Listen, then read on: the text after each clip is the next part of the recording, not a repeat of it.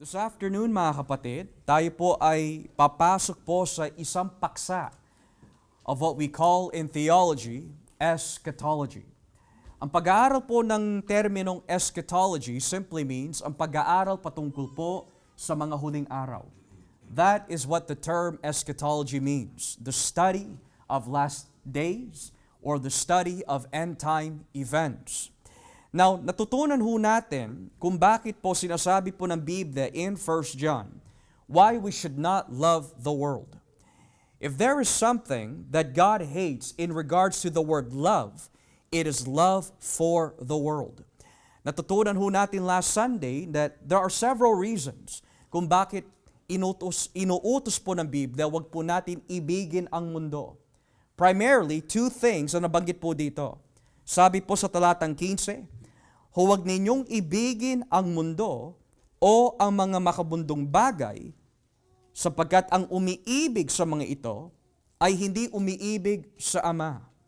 So based on what we've learned last Sunday, the reason why ayaw na ayaw po ng Diyos na iniibig po natin ang masamang sistema ng mundo is because it shows that we do not love God.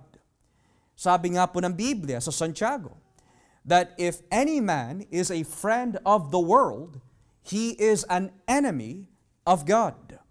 Furthermore, malinaw din na binabanggit po ng Biblia, all that is in the world lies in wickedness. Which simply means, hindi yung planeta ang tinutukoy po ni Juan dito na wag natin iibigin. Hindi rin yung mga tao ang hindi binabanggit po ni Juan dito na wag natin daw ibigin, but rather, ang nais po ng Biblia na wag po daw natin ibigin ay yung masamang sistema ng mundo. Which according to verse 16, sabi po ng Biblia, sapagkat ang lahat ng kamunduhan, ang masasamang hilig ng laman, ang pagnanasa sa mga nakikita na mata, at ang anumang pagmamayabang sa buhay, ay hindi nagmumula sa Ama kundi sa mundo. So there are three things that are mentioned here kung bakit ayaw ng Diyos na wag natin ibigin ang mundo. The first being is the sinful desires of our hearts. Ang ating mundo, mga kapatid, that is under, we could say, the reign of Satan. Dahil po sa kasalanan, ang lahat na nakikita po natin sa mundo is against God. It is against Christ.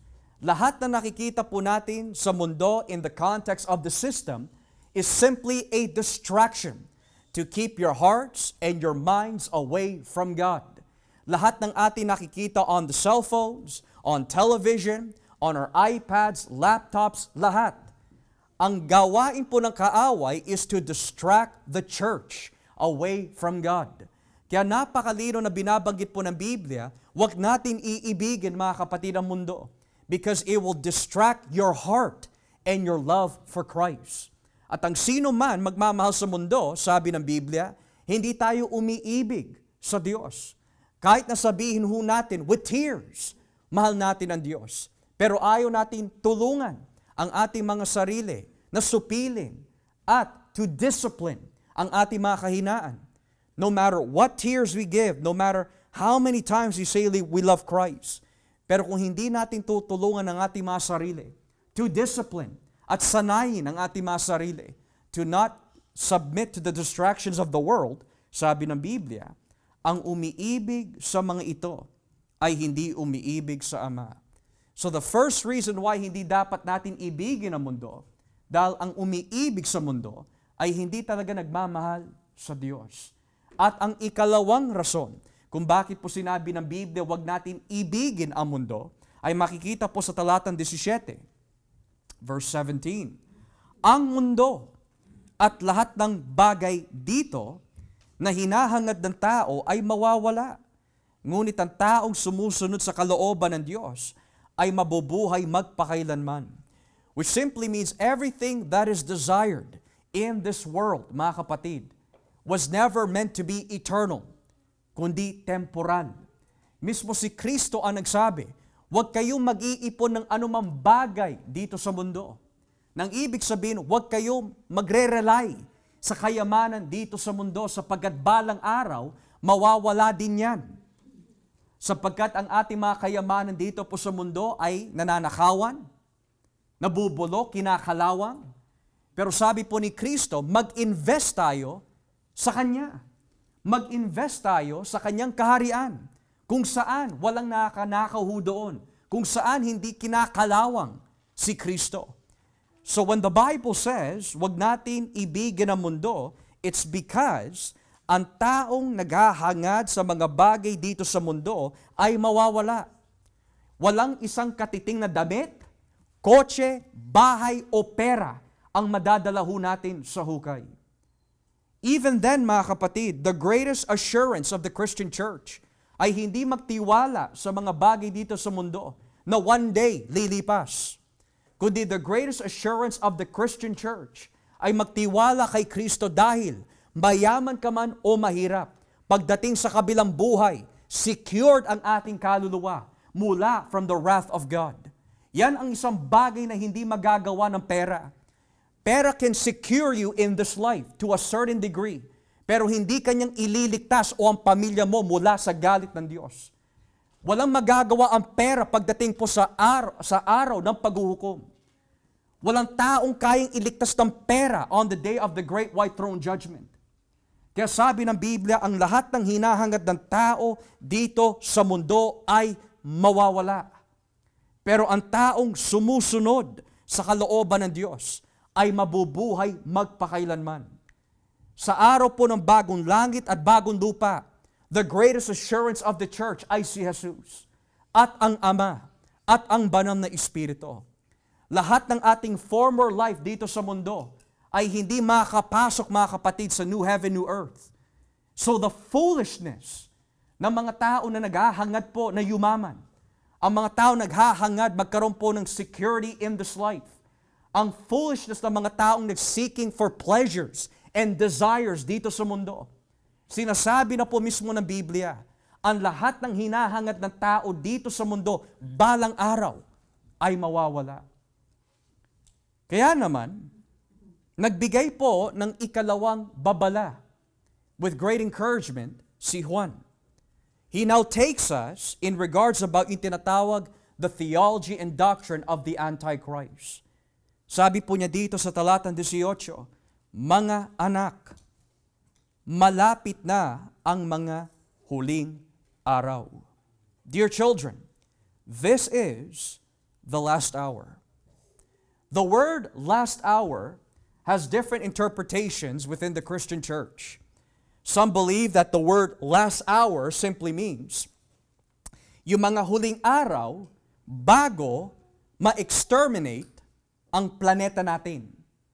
In other words, we have a few hours left to live bago po wasakin ng Diyos ang planeta natin. There are some who believe that. There are those naman who believe that yung mga huling araw is pertaining to the second coming of Christ. That ito yung mga bagay na kailangan lumitaw bago po bumalik si Kristo.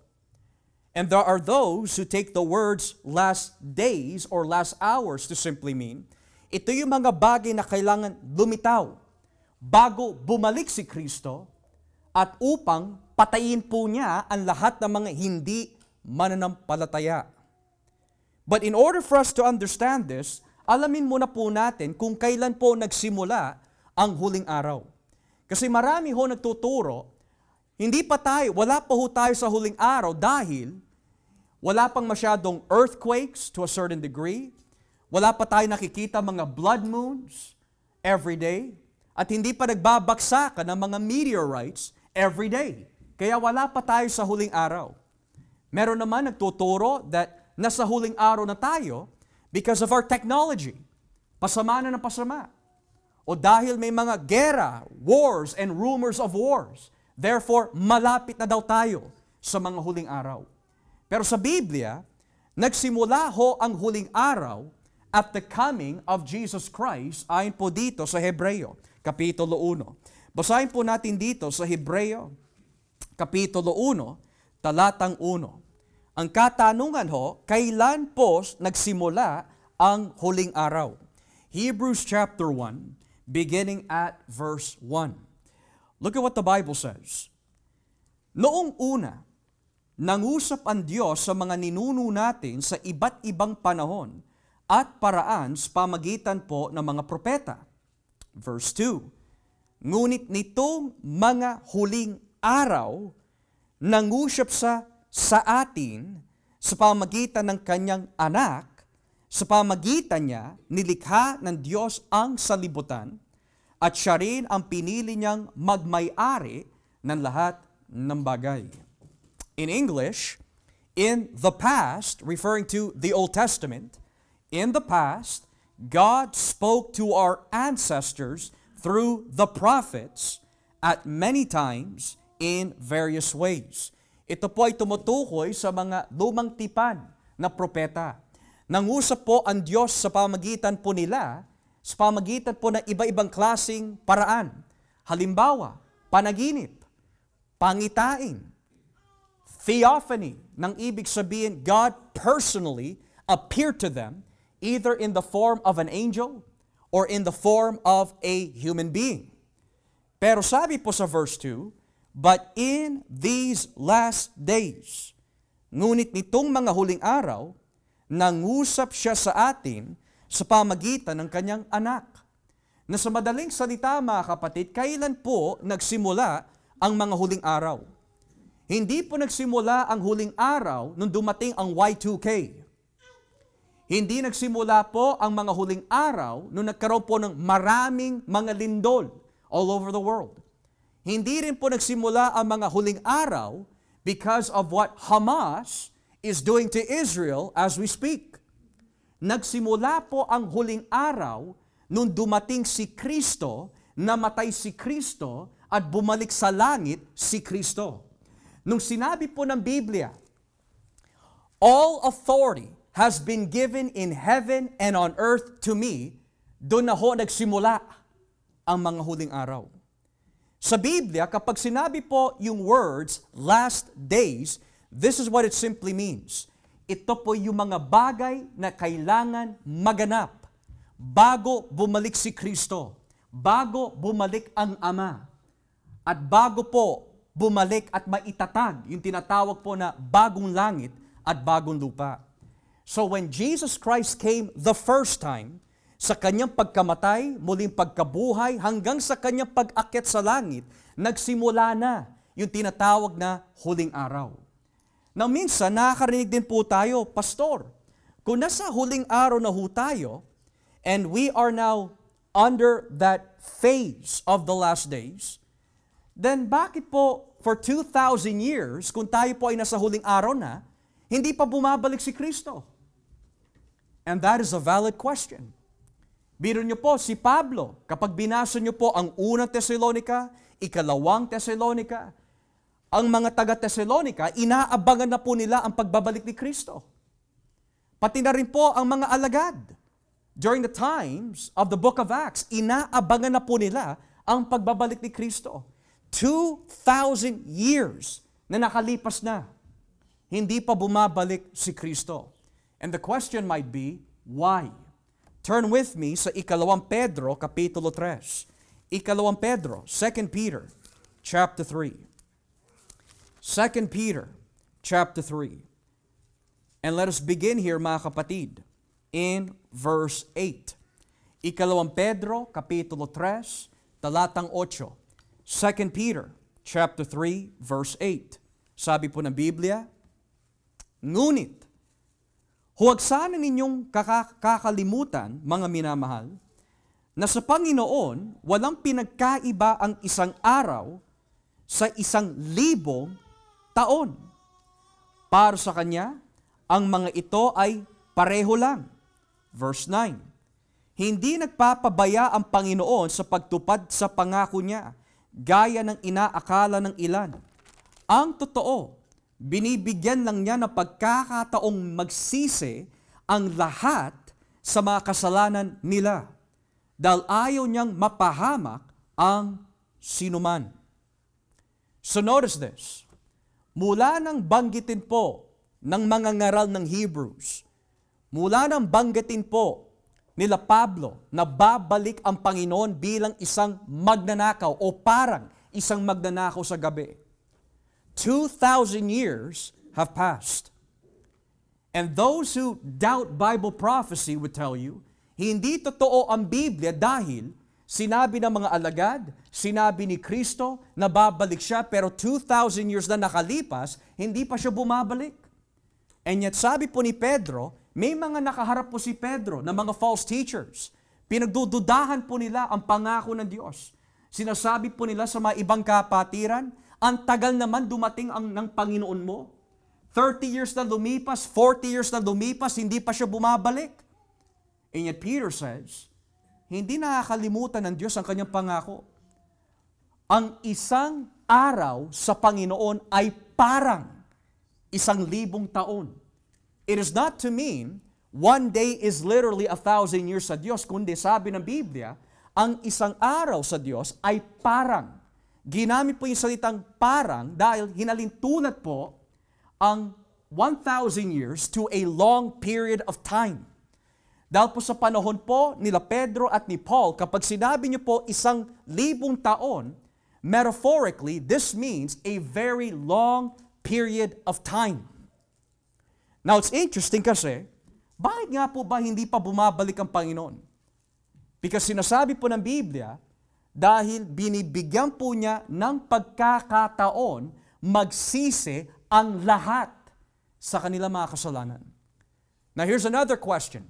Sino yung lahat na binabanggit po ni Pedro? Lahat po ng tao na nasa ating mundo ngayon? Ang lahat ng mga church members? But rather, yung sinabi po ni Kristo in John 10, may mga iba pa akong mga tupa na dadaling ko sa pastulan na ito.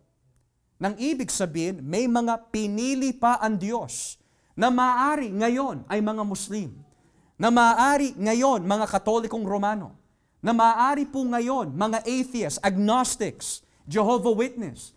Sa kanilang kalalagayan at katatayuan ngayon, hindi pa sila sumasampalataya.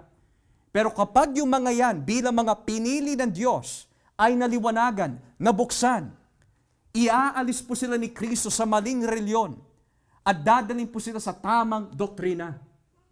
And this is what I believe according to the scriptures, mga kapatid. In regards to the question, kailan babalik ang Panginoon? He will come back when the last elect of God repents of their sins.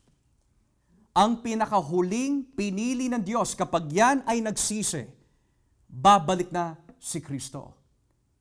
Pastor, sino ho yun? We don't know. Maari, baka kapitbahay mo. Maari, baka mag-anak mo. Maari, baka mga anak ko natin, asawa natin. We don't know. Pero kapag yung huling pinili ng Diyos ay nagsisi, doon pa lang babalik si Kristo. Bakit hinihintay po ng Diyos ayon po sa kanyang plano that yung huling pinili ng Diyos ay kailangang magsisi bago po siya bumalik? Dahil sa pagbabalik po ni Kristo, wala siyang ititirang buhay sa kanyang pagbabalik. Ang lahat ng ayaw sumampalataya kay Kristo, papatayin po niya according to Revelation 19. Kaya binibigyan niya po ng ilang thousands of years ang mga tao magsisi. Pero at the end of the day, ang magbubukas po ng isipan at puso ng tao ay walang iba kundi ang Diyos. So when we ask the question, kailan po ba nagsimula ang huling araw? Nagsimula ho yan at the first coming of Christ. When was His first coming? 2,000 years ago. Nung siya'y nagkatawang tao. Sa kanyang pagkapako sa krus, sa kanyang paglibing, sa kanyang pagkamatay, hanggang sa kanyang muling pagkabuhay at pag-akyat sa langit, doon na ho nagsimula ang mga huling araw. So ngayon, now that we understand the term last days, anong ibig sabihin po ni Juan? Mga anak. Sabi po niya, kung babalikan po natin ang 1 John chapter 2, sabi niya po dito, malapit na ang mga huling araw. Which is another way of saying, malapit na bumalik si Kristo. Dahil nagsimula na ho ang huling araw nung si Kristo ho ay umakyat sa langit. He's reigning from heaven and earth. Pero yung binanggit po ni Juan dito na malapit na ang mga huling araw, it is another way of saying, malapit na bumalik si Kristo. Now, nabanggit ko po sa inyo kanina, ang madalas po nagiging katuruan tungkol po sa mga sinyales, signs, that malapit na po daw tayo sa huling araw is, kapag nagbabaksakan na po ang mga bituin, o kapag ang buwan ay nagiging mapula na, parang dugo, o kapag maraming mga gera o maraming lindol. Pero mga kapatid, that's been happening for many thousands of years na.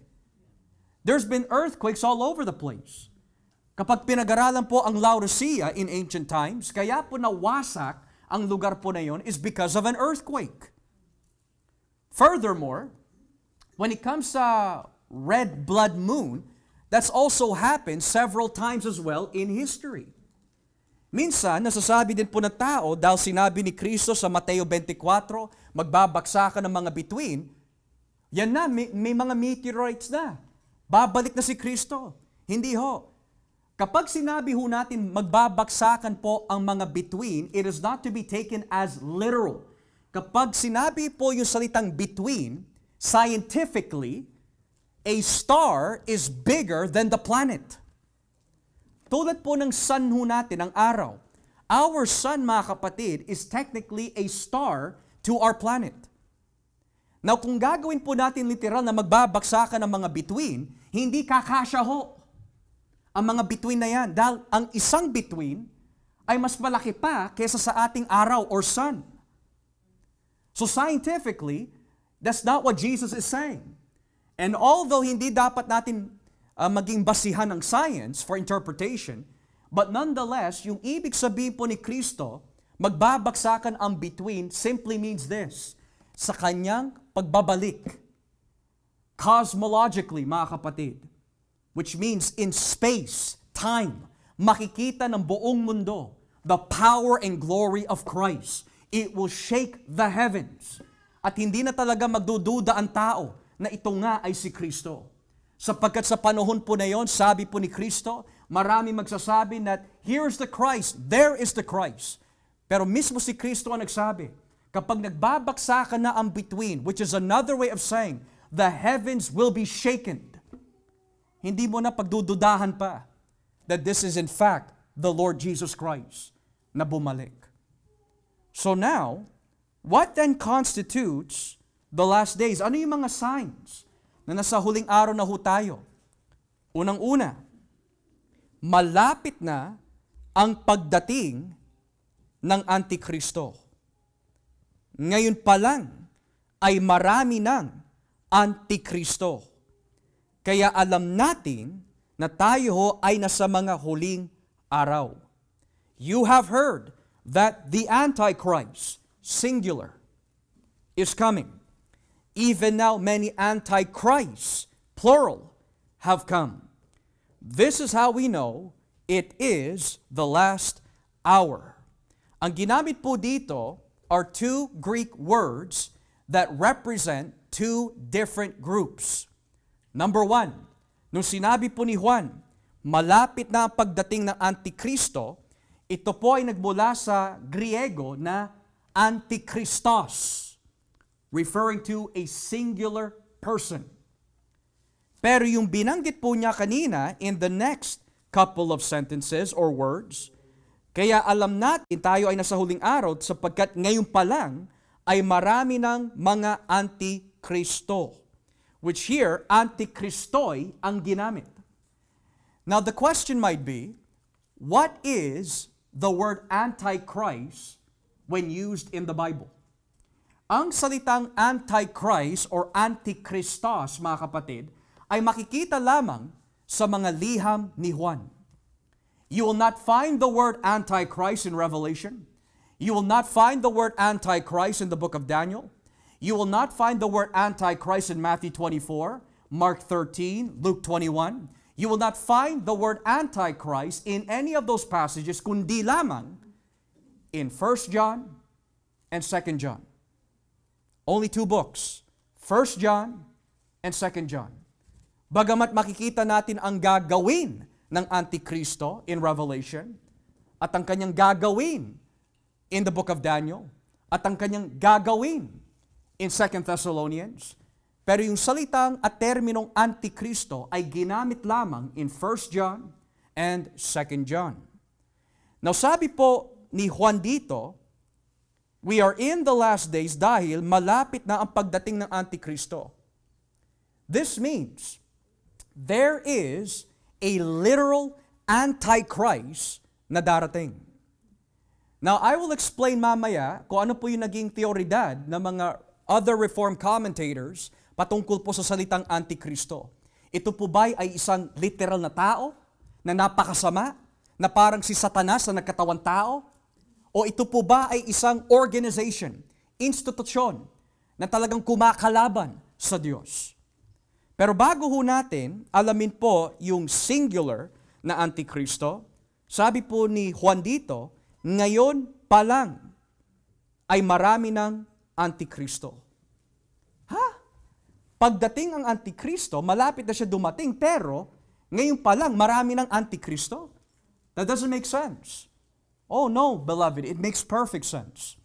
Yung binabanggit po ni Juan dito, ngayon pa lang, he is referring sa kanyang panahon, may mga Antikristo na. Pero ang hindi pa dumarating ay yung pinakamasama sa pinakamasama.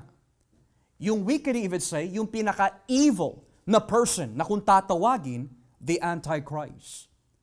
In history, marami po naging interpretation po of the Antichrist. Sa panahon po nila Pablo, nila Juan, but most particularly kina Juan, who is the writer of the book of Revelation, ang Antikristo po sa kanila ay walang iba kundi si Roman Emperor Nero. Bakit ho? Because ang lahat ng mga binabanggit po in the book of Revelation ay tumutugma historically sa mga representation of the Roman Empire. So sa panahon po ni Juan, the Antichrist po during his day was Nero. Others would say it was Domitian, the emperor. But there's huge evidence that it might point to Nero. Pagdating naman po sa panahon nila John Calvin, Martin Luther, ang naging Antikristo po para sa kanila ay yung Pope of Rome. Bakit ho? Because siya po ay pumasok sa simbahan, binaboy po niya ang simbahan sa pamagitan po ng pagtuturo laban sa Ebanghelyo. And he caused war against the Protestants. Kaya ang pag-iisip po ng mga reformers from John Calvin and onwards, ang Antikristo ay walang iba kundi the Pope of Rome. And then when we get to the early 90s to the 2000s sa ating panahon, ang Antikristo ay si Bill Clinton. Ang Antikristo ay si Osama bin Laden. Ang iba naman in the 1960s and onwards, ang Antikristo ay si Adolf Hitler. At meron naman nagtuturo, ang Antikristo ay si Barack Obama at ngayon si Joe Biden naman. Pero ang totoo mga kapatid, walang makapagsasabi kung sino talaga ang Antikristo kasi ayon kay Juan, hindi pa siya dumarating. Pero ang nakikita ho natin ay hindi yung final form ng Antikristo. Ang nakikita ho natin ngayon ay yung espiritu ng Antikristo. So bago ho natin alamin kung sino po yung Antikristo na binabagit po dito, sino yung tinutukoy ni Juan na ngayon pa lang ay marami ng Antikristo. Sino ho yan? Well, kung ibababa po natin ang basa dito po sa talatang 22, verse 22, sabi po ng Biblia, at sino ba ang sinungaling? Ang taong nagsasabing hindi si Jesus ang Kristo. Siya ang Antikristo. Ayaw niyang kilalanin ang Ama at ang Anak. So malinaw, according to verse 22, ang taong nagsasabing hindi si Jesus ang Kristo, siya ang Antikristo. So sa panahon ni Juan, may mga nakasama ho sila within the church na tumiwalag. May mga nakasama po sila former church members na lumitaw ang kanilang tunay na pagkakulay spiritually nung tinuturo na po nila sa mga ibang kapatiran, Jesus is not the Messiah. Jesus is not God. Walang Trinidad. Now, sa ating modernong henerasyon, sino po yung mga reliyon na nagtuturo that Jesus is not the Christ? Islam is one of them. Jehovah Witnesses deny the deity of Christ. Atheism is against God in all matters. Judaism is against Jesus. Bakit ho? Hindi nila tinatanggap na siya po ay ang Kristo nila. Tagapagturo lamang siya, he is nothing more than a good rabbi, pero yung Kristo, no. Iglesia ni Kristo ay antikristo. Again, Islam, Jehovah Witness, lahat ng reliyon sa buong mundo na sumasalungat laban sa persona ni Jesus bilang Kristo at Diyos ay antikristo. Yan ang tinutukoy ni Juan that sa kanilang panahon, lumilitaw na hanggang ngayon mga kapatid, nandyan pa rin ang espiritu ng antikristo. Furthermore, if you turn with me in chapter 4, look what John says about the Antichrist in our world today. Chapter 4, verse 1. Tignan niyo po sinasabi. Chapter 4, verse 1. Mga minamahal, huwag kayong basta maniniwala sa mga taong nagsasabi na ang ipinangangaral nila ay mula sa banal na espiritu. Sa halip, alamin muna ninyo kung nagmula nga sa Diyos ang itinuturo nila. Sapagkat marami ng huwad at sinungaling na propeta nagkalat sa mundo. Verse 2, sa ganitong paraan ninyo malalaman kung ang espiritong sumasa kanila ay mula sa Diyos, kung kinikilala nila na si Kristo'y naging tao. Ang Diyos mismo ang nagsugo sa kanila. Verse 3, ngunit ang hindi kumikilala na si Jesus ay naging tao ay hindi isinugo ng Diyos kundi ng Espiritu ng Antikristo. Narinig ninyo na darating ng Antikristo at naririto na nga sa mundo. So, according to John, sino po yung maraming Antikristo na tinutukoy po niya? Sa kanyang panahon, yung mga tumiwalag sa kanilang iglesia na biglang nagturo na si Jesus ay hindi Kristo, si Jesus ay hindi Diyos, hindi nila tinatanggap ang Trinidad, ay Antikristo.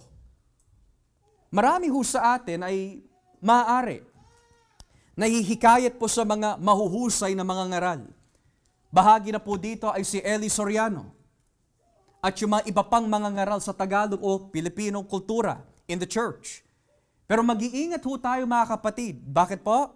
Dahil kung pag-aaralan niyo po ang kanyang teolohiya or theology, siya mismo ay nagtuturo si Jesus hindi niya kapantay ang Diyos Ama.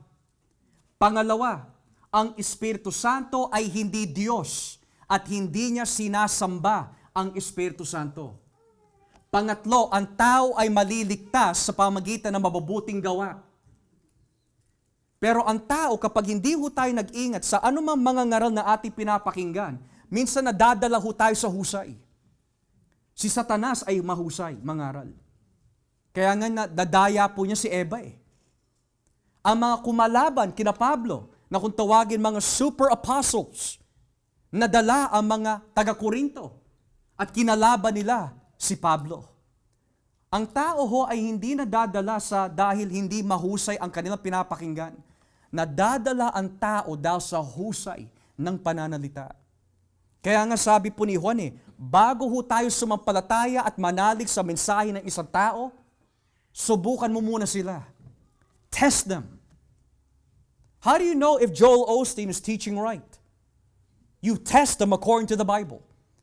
How do you know if T.D. Jakes is teaching the right thing? You test them according to the Bible. How do you know that John MacArthur ay isinugo ng Diyos? You test them by the Bible. Paano mo matitek na yung sinasabi ni pastor ay tama o totoo o mali? You test them by the Bible. Hindi porket may sinasabi po sila na tama, isasangayunan na po natin agad. Kahit si Satanas, may mga sinasabi din po siya na tama. Pero ang kanyang motibo ay madala ang tao patungo po sa impyerno sa pamagitan po ng kasinungalingan. Kaya hindi porket may nagtuturo ng konting tama, sasangayunan na ho natin. Ang sabi ng Biblia, you need to test them. Maraming sinabi si Satanas na tama. What do you mean by that? Well, he used scripture. Kapag binasa niyo po ang Mateo 4, may mga tama ho si Satanas doon. Di ba nakalagay sa iyong kasulatan? Di ba nakasulat? Di ba nakasulat? May mga tama ho siya na nasabi. Pero the problem about Satan, mga kapatid, hindi lahat ng kanya sinasabi ay katotohanan. Gumagamit po siya ng katotohanan upang mahikayat niya ang tao, pero with a little bit of truth, he will drag them to the lie. Kaya nga sabi ng Biblia, sino ho ang mga isinugo ng Espiritu ng Diyos? Yung mga nagtuturo patungkol sa Ebanghelyo. Na ang tao ay hindi maliligtas sa pamagitan ng kanyang mabubuting gawa, kundi kung siya'y magtitiwala sa Kristo na nagkatawang tao, yon ang isinugo ng Diyos. Na walang iba, mga kapatid, kundi yung mga katuruan ng mga apostol. Sila yung mga isinugo ng Diyos. Kaya mag-iingat po tayo, mga kapatid. Hindi lang yung makikinig ka lang, you have to test them with Scripture. You have to study their background. Kapag ang tao ho ay nakikinig to any preacher, huwag ka agad maniniwala. Look at their background. Halimbawa, there was one time, Brother Joshua made a very grave mistake. There was one person that we were planning to interview because I thought that she was of the Reformed tradition. Pero nung tinignan ko the church that she was going to, it was very, we could say, not conservative. So this goes to show us, hindi porket may konting tama dito, konting husay dyan, maniniwala agad tayo. We have to do our research. Ano ba yung paniniwala nito? What is this church? Ano ba yung background niya? Huwag tayong maging naive, mga kapatid, na isipin na ang lahat ng mga churches dito po sa Winnipeg, kapatiran nga po sa pananampalataya. You have to know what they believe. Hindi yung pag dinadala mo ang iyong pamilya o ang iyong asawa o yung mga anak o sarili mo sa anumang simbahan, kapatid na agad po yun sa pananampalataya. You have to test them. Tinanong mo ba sila, do you believe the gospel? Kapag sinabi po nila oo, tanungin mo agad sila, what is the gospel? Kapag sinabi nila, the gospel is my testimony, tumakbo ka na. Kapag sinabi nila, the gospel is, basta maniwala ka na lang kay Jesus, pero walang pagsisisi, walang impyerno, walang wretchedness na binabanggit, umalis ka na. Mismo si Kristo na ang nagbigay ng babala, hindi lahat na nagsasabi, Panginoon, Panginoon, ay papasok sa kanyang kaharian. Pastor, kung ganun, ano, tayo na lang ba? Bakit imposible na po ba na kukunti na lang ang mga totoo? Si Kristo mismo nagsabi, there is a remnant. In the Old Testament, nung gusto na magpakamatay si Elijah, sabi ni Yahweh, huwag ka magpapakamatay, for there are 7,000 pa na natitira na hindi lumuluhod kay Baal. Kaya nga sabi po ng Biblia, many are called, but few are chosen. Yan ang gusto ng tao, gusto nila marami, gusto nila saya, gusto po nila yung maraming activities. Pero pagdating sa salita ng Diyos, mga patay sa spiritual. Mas marami silang alam sa programa, pero pagdating sa salita ng Diyos, hindi nila ninanais. Mga patay sa spiritual. Yan ang gawain ng Antikristo. Nilalayo tayo mula sa Diyos. Nilalayo tayo sa katotohanan. The word Antichrist really and literally means against Jesus. Against Christ. Pero, ang salitang Antikristo o ang espiritu ng Antikristo ay hindi lang po kumikilos lamang sa mga maling reliyon, pati na rin sa ating pamahalaan. The laws that have been passed, the so-called same-sex marriage, abortion, and all the evil things that is being legislated sa ating mundo. Do you think espiritu ng Diyos yun? That is the spirit of Antichrist. Everything and anything against God is Antichrist. So sabi ni Juan dito, ang mga taong tinatanggihan po nila na si Jesus ay nagkatawang tao, nang ibig sabihin, si Jesus ay Diyos na nagkatawang tao. Kasi logically speaking, yung salitang naging tao, tatanungin mo kung naging tao si Jesus, ano po ba siya bago siya nagkatawang tao? Diyos. So they're not just denying the humanity of Christ, they're denying the deity of Christ. Now, Pastor, what about, let's say, may mga kaibigan ho ako na anti-Kristo at nais po nila, to share the truth, their truth with me. O may kaibigan ako na Jehovah Witness, o may kaibigan ako na Muslim, may kaibigan ako ng Iglesia ni Cristo. Can I welcome them in my home? Depende. Tignan po natin dito sa ikalawang Juan, 2 John. 2 John, verse 7. 2 John, verse 7. Ikalawang Juan, talatang 7. Look what it says. Mahalaga ito, dahil marami nang nagkalat na manlilinlang sa mundo. Ito ang mga taong hindi kumikilala na si Jesucristo ay naging tao. Sila'y mga manlilinlang at antikristo. Mag-ingat kayo at nang hindi mawala ang iyong pinaghirapan. Sa halip ay matanggap ninyo ang buong gantimpala. Ang sino man hindi sumusunod sa araw ni Kristo o nagtuturo pa ng labis dito, ay hindi pinananahanan ng Diyos. Ngunit ang sino man sumusunod sa araw ni Kristo ay pinananahanan ng Ama at ng Anak. Kung may dumating man sa inyo na iba ang ipinangangaraw tungkol kay Kristo, huwag niyo siyang tanggapin sa iyong tahanan, ni huwag niyo siyang batiin ng may pagpapala. Sapagkat ang sino man bumati sa kanya ng ganoon na nakikibahagi sa masasama niyang gawain. Now, I told you guys before, we have to be careful how we use the word God bless you. May God bless you, that could mean, may God's goodness be upon you. May God bless you could also mean, may God bless you with mercy and grace. Pero may God bless you na pinagbabawalan po ang Diyos in this chapter. And that is, halimbawa, let's say may kaibigan po na Muslim. Sinabi niyo sa akin, Josh, can I go to your house? I want to discuss with you the teachings of the Quran. And then I said, sure, come by. So ngayon, nilabag ko na ang salita ng Diyos. At mas nilalabag ko pa ang salita ng Diyos kapag sinabi ko sa kanya, you know what? Thank you for sharing to me the Quran. May God bless you. Now, sabi po ng Biblia, huwag natin sasabihin yun because what you're really saying is, nawa pagpalain ng Diyos ang iyong mensahe na magbibigay ng kapahamakan sa mga tao. Yun ang sinasabi ni Juan, don't you dare ever say God bless you in that way. Now, we could say God bless you in the sense where nawa pagpalain ka ng Diyos ng kaligtasan. Walang problema yon. Nawa ingatan ka ng Diyos mula sa impyerno kung tatanggapin mo si Kristo. Walang problema yon. Pero yung sabihin mo, may God bless your message. Sabi po ni Juan, you are also nakikibahagi sa kanyang masamang gawain.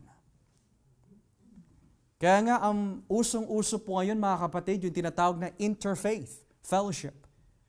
Ano po ang ibig sabihin ng interfaith fellowship? Basta sabihin mo lang Kristiyano ka, may fellowship na tayo.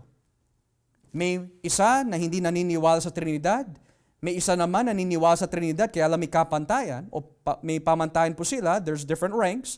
Meron naman naniniwala sa Trinidad, kaya lang, si Jesus ay mas mababa pa kay sa Ama, at meron naman naniniwala sa Trinidad in the right way. Ngayon, masasabi po ba natin may pagkakaisa mga ito pag nagtipon? Yan ang uso po ngayon. Hindi na bale, hindi conservative ang iyong pananampalataya, basta maniwala ka kay Kristo, pwede na yon. Nilabag na natin yung sinasabi ng Biblia, test every spirit. Tulad po sa mga magulang, hindi mo basta-basta ibibigay ang mga anak mo kahit kanino lang. Hindi porke sinabi ng isang dayuhan, hey, I'm a 50-year-old, I'm a good man, let me take care of your kids. Hindi mo agad ibibigay yon. You test them.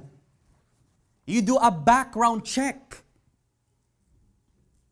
Pero, kung sa ating mga anak maingat tayo, who we allow to take care of them, pero pagdating sa pananampalataya natin, hindi tayo maingat, baliktad yata. You have to be careful, mga kapatid, who you gather yourself with. Hindi lahat na nagsasabi, Panginoon, Panginoon, ay kapatid natin sa pananampalataya. Kaya nga sabi ni Kristo who are my brothers? Who are my sisters? Who is my mother? Yung mga tumutupad sa kalooban ng Diyos. Hindi ko matatawag kapatid sa pananampalataya ang isang tao na naniniwala walang impyerno. Hindi ko matatawag kapatid sa pananampalataya ang taong ayaw magsisi sa kanyang kasalanan. Hindi ko matatawag kapatid sa pananampalataya ang taong hindi nagseseryoso sa kanyang paglilingkod sa Panginoon kahit ilang beses mo na sila pinagsabihan. Hindi ko rin matatawag kapatid sa pananampalataya ang isang tao ayaw matutunan ang salita ng Diyos at ayaw magsikap na dumago. Ang sabi ni Kristo, ang matatawag mo lang kapatid o kapamilya mo sa pananampalataya ay yung mga taong tumutupad sa kalooban ng Diyos. So then, when we look around each other, who is your brother?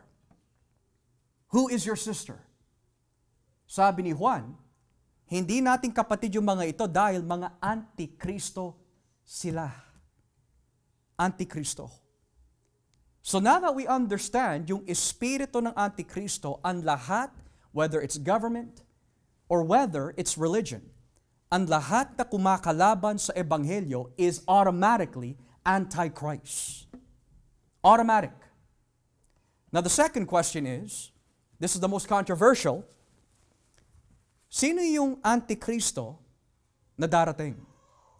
Sino yung antikristo na darating?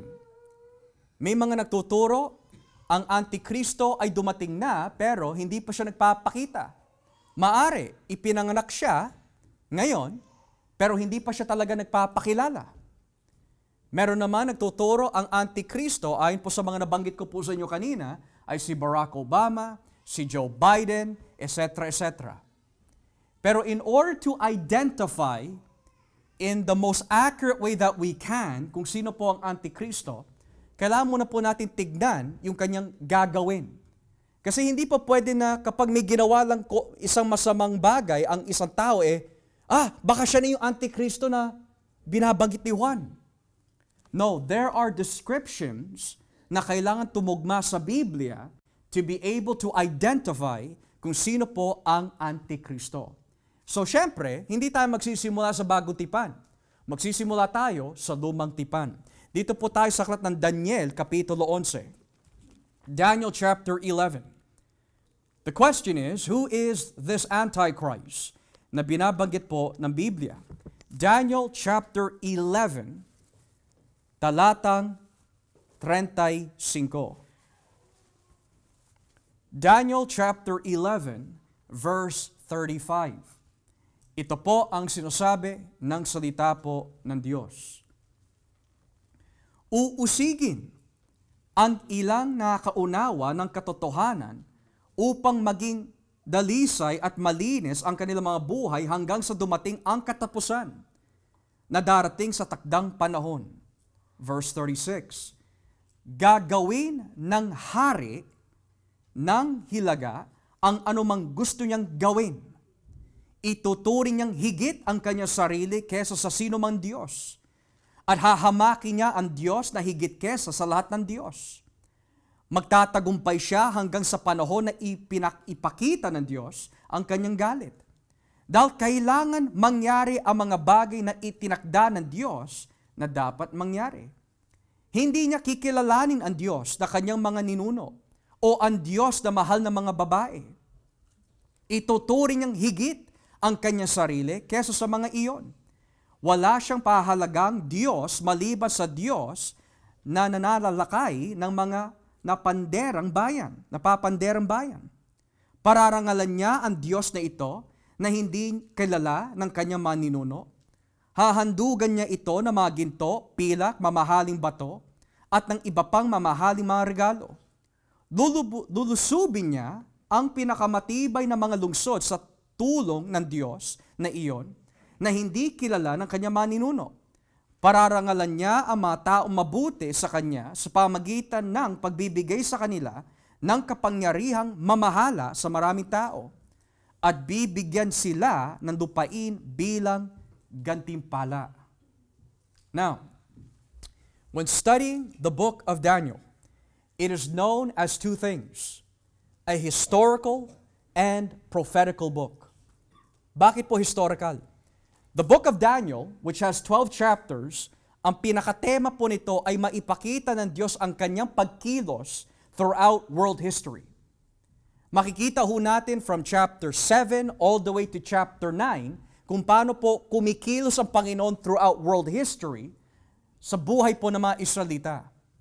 Dito po nakikita yung tinatawag na paghari ng mga ilang bansa over Israel. Na yung binasa po natin kanina in Daniel chapter 11 ay nahahati po sa dalawang bahagi. Historically, yung unang bahagi ay tumutukoy po sa isang masamang hari na kung tawagin po Antiochus IV Epiphanes. Siya po ay isang masamang hari of a certain empire. Sa kanyang kasamaan, ang kanyang ginawa mga kapatid is, nilusob po niya ang Jerusalem. Binaboy po niya ang templo ng mga Hudyo. Nagtayo po siya ng Diyos-Diyosan in the Holy of Holies at yung Diyos-Diyosan na kanyang itinayo ay walang iba kundi si Zeus. Pagkatapos po nun, pumatay po siya ng mga baboy at ikinalat po ang dugo ng mga baboy dun po sa altar ng kasunduan or the Ark of Covenant. At pagkatapos po nun, mga kapatid, kinalaban po niya ang mga Hudyo. Kaya nga, in your Bibles, in your Catholic Bibles, sa mga may Apocrypha, sa mga Biblia nila, may mababasa po tayo 1st and 2nd Maccabees. Nasa Apocrypha ho yun. Kapag binasa po ang 1st and 2nd Maccabees, ang kasaysayan nitong masamang hari na si Antiochus Epiphanes ay nandoon. Lahat ng kababuyan na ginawa niya sa mga bata, sa mga sanggol, sa mga babae, sa mga Hudyong lalaki, napakasama ho niya. Yun ang unang bahagi ng Daniel chapter 11. Pero yung binasa po natin kanina, yan ang ikalawang bahagi. Pero hindi na tumutukoy kay Antiochus Epiphanes. Most Bible commentators that deal with the book of Daniel, they all agree with this interpretation. Na yung ikalawang bahagi na ating binasa ay tumutukoy sa isang masamang hari na balang araw, iyan ang kanyang gagawin. Itataas niya ang kanyang sarili above God. Wala siyang kikilalanin na Diyos. At ang lahat ng hindi sasang-ayon ho sa kanya, kanyang papatayin sa tamang panahon. Na paano ho tayo makakatiyak, mga kapatid, na itong binabanggit na hari sa ikalang bahagi ng Daniel 11 ay tumutukoy po sa Antikristo na darating. Kasi si Pablo, bilang iskolar ng Lumatipan, binanggit din niya yung kinomento dito sa Daniel. Basahin po natin ang ikalawang Tesalonica, Kapitulo 2, 2 Thessalonians, chapter 2. Dito ho natin nakikita kung paano nagkakaisa-isa, we could say, the teachings and harmony of the Old and New Testament. Dito po tayo sa talatang 1. 2 Thessalonians chapter 2, verse 1. Sabi po ng Biblia, ikalawang Tesalonica 2.1, tungkol naman sa pagbabalik ng ating Panginoon Hesukristo at sa pagtitipon natin sa Kanya, hinihiling namin, mga kapatid, na huwag kayong mag-alala o mabahala dahil sa mga taong nagsasabing bumalik na ang Panginoon. Huwag kayong maniwala kahit sabihin pa nilang sinabi ito ng Espiritu sa kanila. Nabalitaan o nabasa man sa isang sulat na galing daw sa amin. Huwag kayong magpadaya sa kanila sa anumang paraan, sapagkat hindi darating ang araw ng pagbabalik ng Panginoon hanggat hindi pa nagsisimula ang huling paghihimagsik, hanggat hindi pa nagsisimula ang huling paghihimagsik ng mga tao sa Diyos, at hindi pa dumarating ang masamang tao na itinalaga sa walang hanggang kaparusahan. So notice this.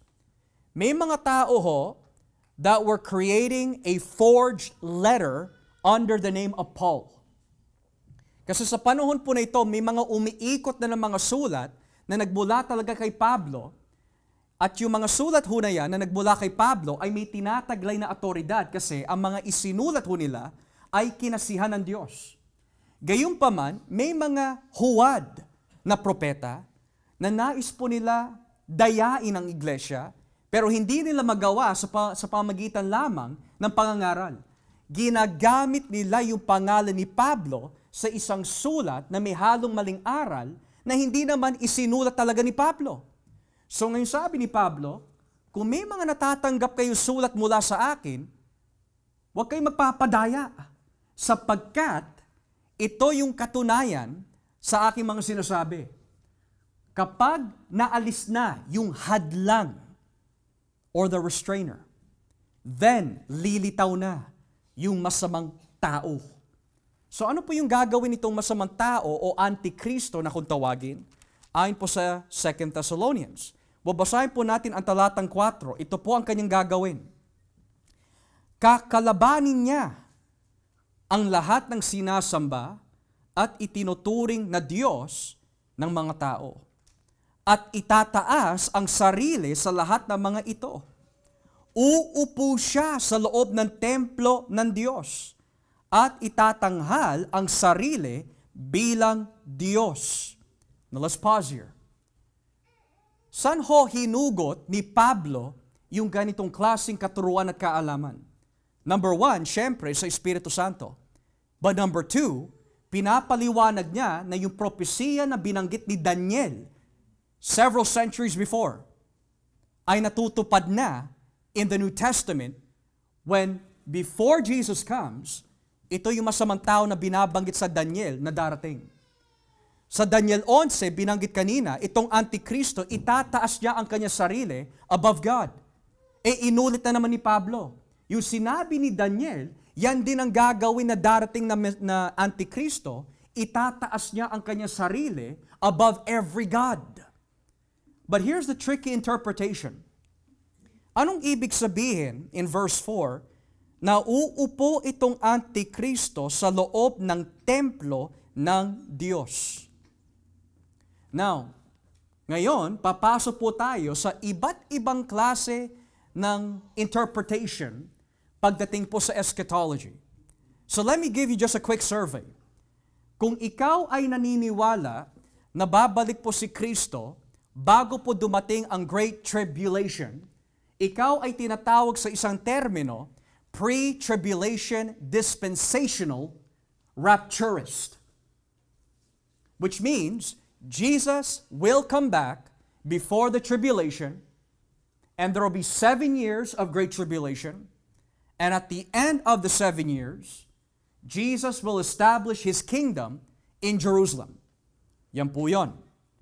The second interpretation ay tinatawag historic pre-millennial list, which means walang rapture bago dumating ang matinding kabigatian, kundi dadaan ang lahat ng mananampalataya sa matinding kabigatian. May mga iba sa kampo na yan naniniwala, literal na 7 taon talaga ang matinding kabigatian. Pero meron naman sa kampo din na yon na naniniwala, hindi talaga literal na 7 taon. So sa ganitong klaseng paniniwala, they believe walang rapture before the tribulation, ang lahat ay, we could say, going to go through that great tribulation. And then, you have something called the amillennial view. The amillennial view teaches this. Dadaan ho tayo sa great tribulation. Hindi natin alam kung gaano katagal ang great tribulation. Tayo po ngayon ay nasa great tribulation, but it will get worse as it gets closer to the Antichrist. Pero si Kristo ay naghahari na ngayon. Furthermore, sa kanilang pagkaintindi ng salitang uupo siya sa loob ng templo, para sa kanila, hindi literal na templo ho ito. Kasi yung salitang templo, kapag ginamit po sa Bagong Tipan, almost over 9 times kapag ginagamit yung salitang templo sa Bagong Tipan, it is never referred to a physical temple. na yung mga kapatid po natin na naniniwala po sa pre-tribulation dispensationalism, yung mga naniniwala na darating po si Kristo bago dumating ang matinding kapigatian, ganito po ang kanilang katuruan. That yung ibig sabihin po daw ng talatang 4 is, kapag kinuha na yung mga mananampalataya sa langit, 7 years po tayo na may kagalakan at kapayapaan sa langit, pero yung 7 years na matinding kapigatian na mararanasan ng mga taong naiwan, ito ang mangyayari sa kanila. The first 3.5 years, lilitaw yung Antikristo na parang isang maamo at mabait na Savior. At sa gitnaan, nung 7 taon na yon, puputulin po niya ang kanyang kasunduan with Israel. And then, by that time, meron na itinayo ang mga Hudyo na pangatlong templo at papasok yung Antikristo sa literal na templo, bababuyin niya ang templo upang matupad yung sinasabi dito. But there's a problem. Kasi sa Biblia, as we will see mamaya, there is no third physical temple that will be built. Magbibigay po ng mga ilang halimbawa. May templo na binabanggit po sa Mateo 24. Nung tinanong ng mga alagad, Panginoon, di ba ang ganda ng templong ito? So literal, yung templo na tinutukoy ho nila. Pero sabi ni Kristo, oo, pero magbabaksakan yung mga bato na yan mula sa templo. So he was talking about a physical temple. Pero may binanggit po si Kristo sa John 2. Gibain mo ang templong ito. At pagkalipas ng 3 araw, itatayo ko muli. Anong templo ho ang kanyang tinutukoy? Ang kanyang katawan. Pagdating po sa unang Korinto 3, tayo ho bilang corporate church ay tinatawag the temple of the Holy Spirit. Then when you get to chapter 6 ng unang Korinto, individually naman, tayo ay tinatawag templo ng Diyos dahil tinubos tayo sa isang malaking halaga. So bilang church, we are God's temple. But individually, we are also individually the temple of God. At ang matindi po nito mga kapatid sa mga nanggigit that magkakaroon po daw ng literal at ikatlong templo na itatayo sa Jerusalem, sa new heaven, new earth, this is something that they will have a problem with. Basahin po natin ang Revelation 21. Revelation chapter 21, verse 22. Revelation 21, verse 22. Tignan niyo po yung sinasabi dito. Revelation 21, verse 22. Sabi po ng Biblia, wala akong nakitang templo sa lungsod na iyon. Dahil ang pinakatemplo ay walang iba kundi ang Panginoon Diyos na makapangyarihan sa lahat at ang tupa. Hindi na kailangan ng araw o ang buwan sa lungsod dahil ang kapangyarihan ng Diyos ang nagbibigay ng liwanag at ang tupa ang ilaw doon. So ayon po sa talatang 22, ito po ang sinasabi, wala akong nakitang templo sa lungsod na iyon dahil ang pinakatemplo ay walang iba kundi ang Panginoon Diyos na makapangyarihan at ang tupa.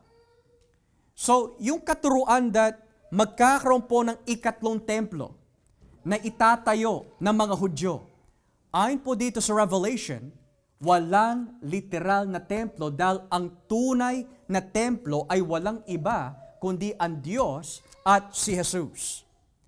Furthermore, ano po ba ang nilalarawan ng templo sa Lumang Tipan?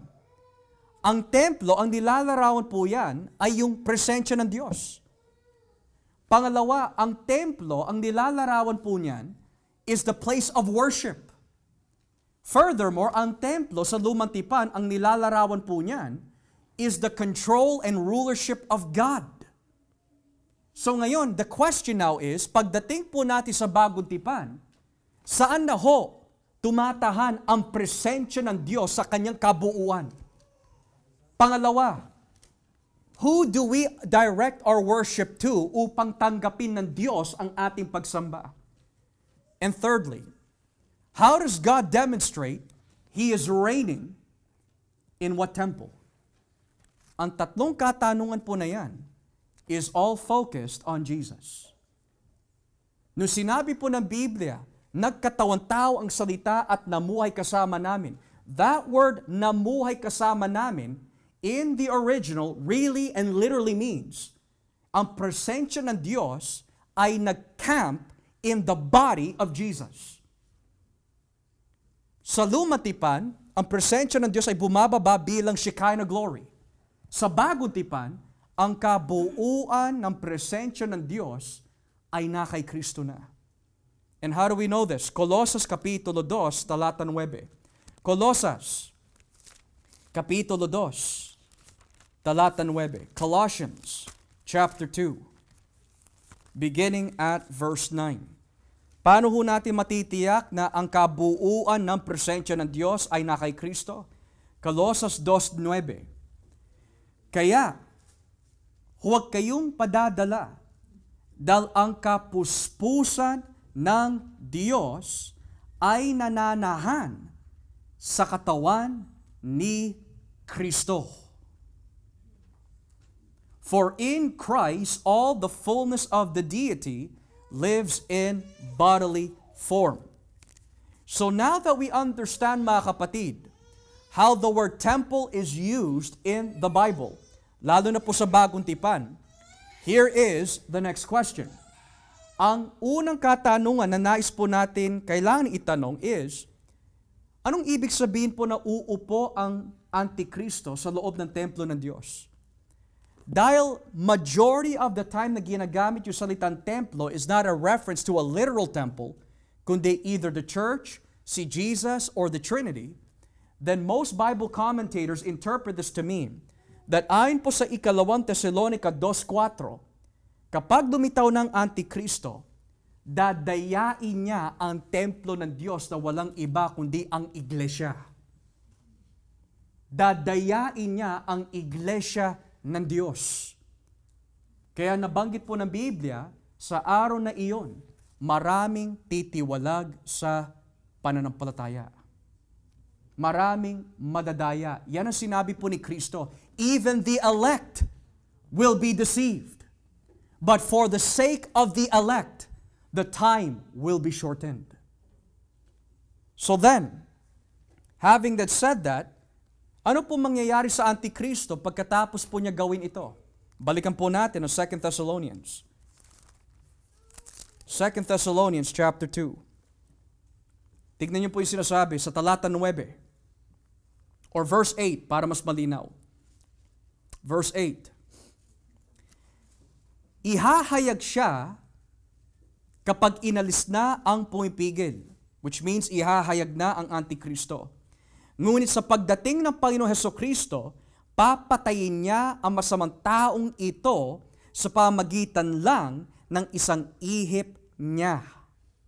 And then, if you turn with me in verse 9, ihahayag ang taong masama na taglay ang kapangyarihan ni Satanas. Gagawa siya ng lahat ng uri na nakakalinlang na himala, kababalghan, at kamanghang-manghang bagay. Gagamitin niya ang lahat ng uri ng pandaraya sa mga taong mapapahamak.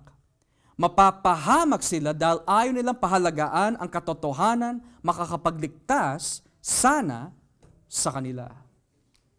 So, this Antichrist balang araw ay papatayin po ng Diyos. Now, bago ho tayo magtapos in our conclusion of this lesson, there might be some of you who have been asking frequently, Pastor, total, pinag-uusapan na ho natin yung doktrina ng Antikristo. What then is the mark of the beast? Is it literally 666? Is it a microchip na ilalagay dito sa ating kamay, sa ating noo, o sa likod ng ating mga leeg? Ano po ba ang ibig sabihin ng mark of the beast? Is it a tattoo? Is it visible or invisible? Here's the first thing we need to understand about the book of Revelation. Kapag ginawa mo isang bagay literal in its interpretation, kailangan mo gawin lahat literal. Ang espada na lumalabas sa bibig ni Kristo, kailangan mo gawin literal yon. Ang dragon na nasa Revelation 12, kailangan mo gawin literal yon. Ang babae na nakaupo sa mga buwan na may mga bituin sa kanyang paanan and over her head, kailangan mo gawin literal yon. And even the binding of Satan into a pit, kailangan mo rin gawin literal yon. Kapag pinag-aralan po maigi ang apocalyptic literature, which is the book of Revelation, usually in ancient times, nagbibigay po ng mga symbolisms and picture theology ang mga ganitong klaseng literature, pero nagpapahiwatig ho ito ng mga literal na katotohanan. Now, first and foremost, when this Antichrist comes, will it be literally 666? Might be the question. The answer is no. Why? Because ano po ba ang nilalarawan ng number 6 in the entirety of the Bible? Well, let's see. Kailan po ba nilikha ng Diyos ang tao? On the 6th day. On the 6th day. Now, anything lower than 7 is always understood by Jewish apocalyptic literature as incompleteness, lack of perfection. Well, ano po ba nangyari on the 7th day? God perfected, rested from His work. Pangalawa, napakalinaw that in Revelation 13, may nilalarawan po ang number 6. Kung babasahin po natin ang Revelation chapter 13. Revelation chapter 13. Kasi alam ko po, magtatanong po yung pagkatapos. So ito na ho yun. Revelation chapter 13. Talatang 17. At ang sino mang ayaw magpatatak ng pangalan o numero ng unang halimaw ay hindi maaaring bumili o magbenta. Verse 18. Kailangan dito ang talino upang maunawaan ang kahulugan ng numero ng unang halimaw. Dahil simbolo ito ng pangalan ng tao. At ang numero ay 666. Hindi po sinabi na yung tatak ay literal. Sinabi, dahil ito ay simbolo ng pangalan ng tao.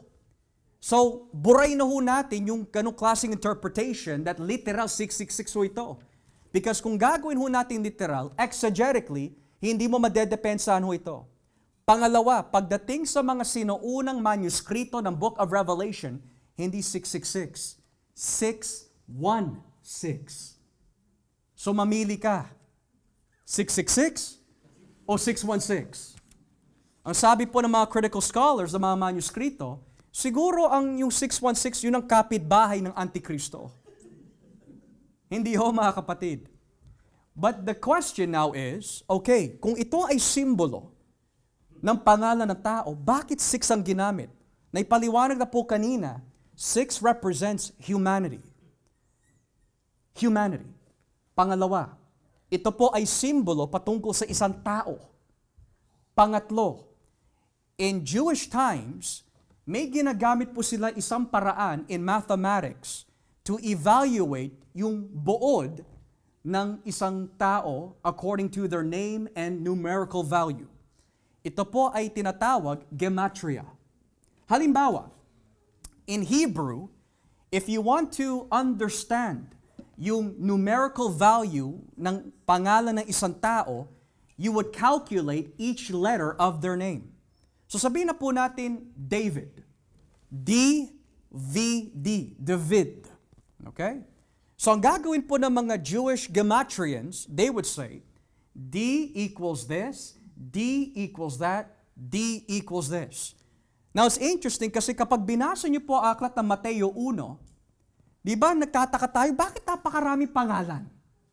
Tapos nahahati pa sa 3 bahagi, 14 generation, 14 generation, 14 generation.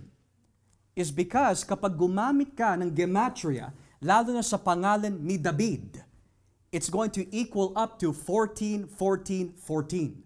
So ano po gusto iparating po ni Mateo?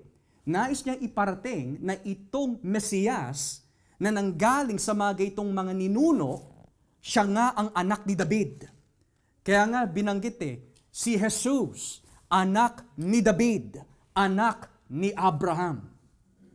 Now, having said that, kapag gumamit po tayo ng gematria, dito po sa number 666, historically, ito yung mga pangalan na lumitaw. Nero. Caesar Nero. It is well documented in history that ang tawag ng mga tao sa panahon ni Nero sa kanya ay halimaw. Halimaw yon si Nero. Bakit po siya tinawag halimaw? Dahil alam mo po yung ganyang mga kasamaan na ginagawa sa mga babae. Tinatali po sila in a pole. At para lang masiyan po si Nero, kumukuha po siya ng isang spiky and sharp spear at pinapasok sa genital ng babae. Pangalawa, Nero, mabangis ang kanyang pag-uugali na parang halimaw at hinalintulad po siya ng mga tao bilang halimaw dahil pinatay niya ang kanyang buntis na asawa sa pamagitan po ng paninipa until she died. Thirdly, Nero was so messed up na inatasan po niya si General Titus na lusubin ang Jerusalem in the year 80-70 dahil he accidentally sunog a certain part of the Roman Empire at pinagbintangan po niya ang mga Hudyo. So sa panahon po ni Juan, when they said, gumamit ka ng wisdom, kailangan dito ang talino upang maunawaan ang kahulugan ng numero ng unang halimaw dahil simbolo ito ng pangalan ng tao. Sa panahon po na yon, kapag gumamit po sila ng gematria, who do you think 666 at that time would refer to? It would have to be Nero. Pero, we know that it could not just be Nero only. Dahil sabi ng Biblia, kapag bumalik si Jesus, papatay niya ang Antikristo. This teaches us, mga kapatid, yung Antikristo na parating, mas mabangis po siya kaysa kay Nero. Magiging malala ang ating kalagayan dito sa mundo kapag siya'y dumating. Pero sabi ng Biblia, when that last person repents, sabi ni Pedro God is waiting for all to repent. Kapag yung huling pinili ng Diyos ay nagsisi, babalik si Kristo at papatayin po niya ang Antikristo. So what then can we learn this afternoon? It means, mga kapatid, that yung tatak na binabanggit po dito is symbolic. You cannot see it physically. It is another way of saying, kapag sumamba ka sa Diyos-Diyosan, sumamba ka sa mga Antikristo, sumamba ka sa maling Diyos, may tatak ka na. Kapag tinatakan ka na, that means alipin ka. At sabi po ni Pablo, kung sino ho ang iyong sinusunod, yun ang amo mo. Pero sabi din po in the book of Revelation 14, at yung mga sumusunod sa tupa, tinatakan din sila. Tinatakan sila ng pangalan ng kanilang Diyos. It's not literal. It's another way of saying, pag-aari sila ni Kristo. So nung sabihin po ng Biblia, mga anak, nasa huling araw na tayo, maraming Antikristo, ngayon pala marami na, pero may darating. Hindi dapat matakot ang mga mananampalataya. Ang taong takot na mamatay, dahil hindi niya alam kung saan siya pupunta, hindi pa niya talagang tinatanggap ang Panginoon. Ang taong naniniwala na ira-rapture sila muna ng Panginoon mula sa matinding kapigatian, natatakot sila humarap sa matinding kaparusahan. Why? Because they don't want to accept persecution. Sabi na nga po ng Biblia, ang lahat ng mamumuhay para kay Kristo ay makakaranas ng kahirapan. And here's another verse to make you think that there is no pre-tribulation rapture. In John 17, ang dalangin po ni Kristo, I pray that you do not take them out of the world, but that you protect them from the evil one. Secondly, pagdating po sa ganitong klaseng doktrina, historically, Hindi ho ito lumitaw in the early church, not until the 19th century. So for the past 1800 years of the Christian church, hindi uso yung ganitong klaseng katuruan. Ira-rapture tayo, yay, wala ng tribulation. Hindi ho. If you read the documents of the early church, hindi yan ang naging pananaw po nila. Because one question you want to ask yourself, where do you find in the Bible na kukunin ka before the rapture of the church? Kung gagamitin mo ang 1 Thessalonica 4 where it says, and the Lord Himself shall come from heaven with a shout and the voice of the archangel and the trump of God, and the dead in Christ shall rise first. Here's my question to you, mga kapatid. Saan nakalagay po doon that will happen before the tribulation? You won't find it. Kaya nasasabi ng mga Westerners, mas uso po ito sa Western culture eh. The reason why nasasabi ng mga Westerners walang tribulation na darating, for us, kailangan may rapture muna tayo, is because hindi pa tayo nakakaranas sa pag-uusig. Sabihin mo yan sa mga kapatid natin sa China.